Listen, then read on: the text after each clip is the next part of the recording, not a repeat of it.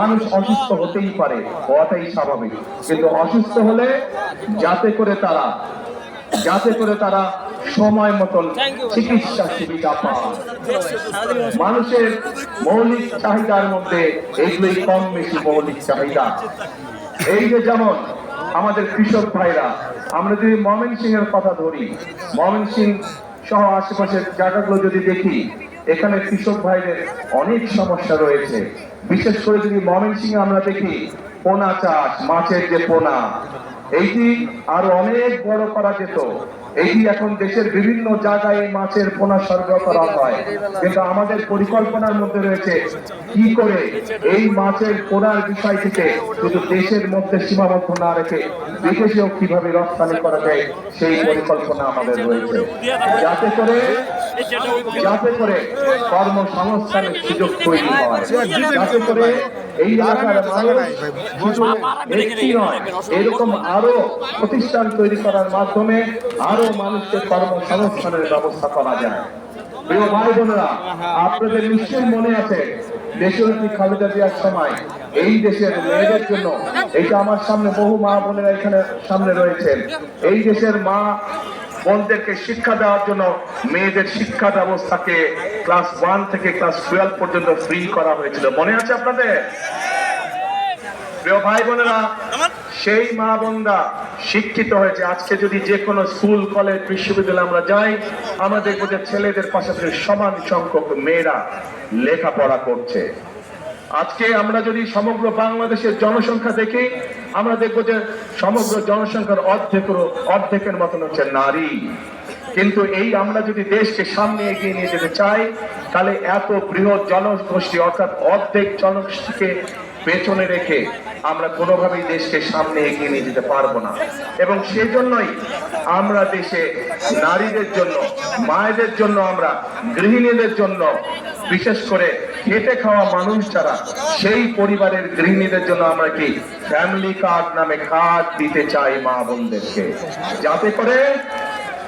যাতে করে এই ফ্যামিলি কার্ডের সুবিধা প্রত্যেকটি মানুষের, প্রত্যেকটি পরিবারের কাছে, অল্প হলেও প্রত্যেকটি পরিবারের কাছে পৌঁছতে পারে, এবং যাতে করে তারা প্রতি মাসে কিছুটা হলেও স্বাচ্ছন্দ্যে কয়েকটি দিন অতিবাহিত করতে পারেন, একটু হলেও যাতে করে তাদের সহযোগিতা হয়।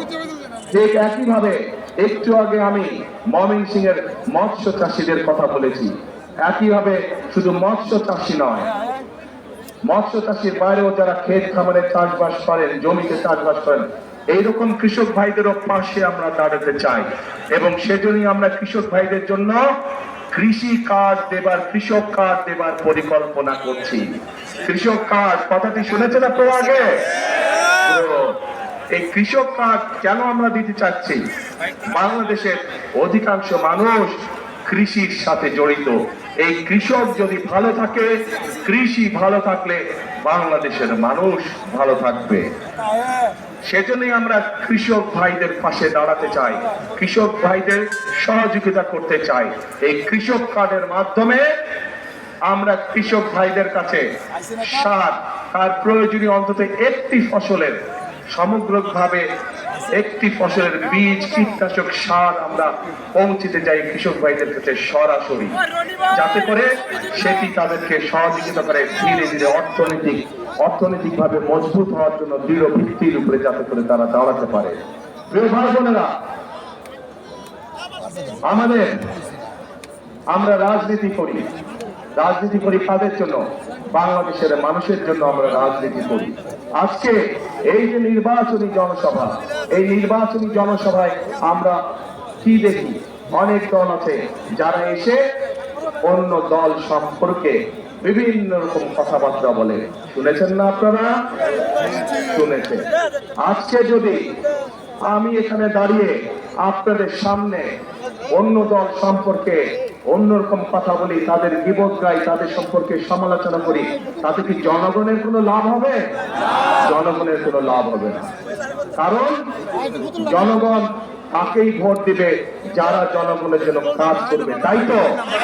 এবং জনগণের জন্য যদি কাজ করতে হয় তাহলে অবশ্যই একটি রাজনৈতিক দলের পরিকল্পনা থাকতে হবে কিভাবে দেশ পরিচালনা করবে, কিভাবে কি কি কাজ করবে জনগণের জন্য, সেই পরিকল্পনাগুলো থাকতে হবে।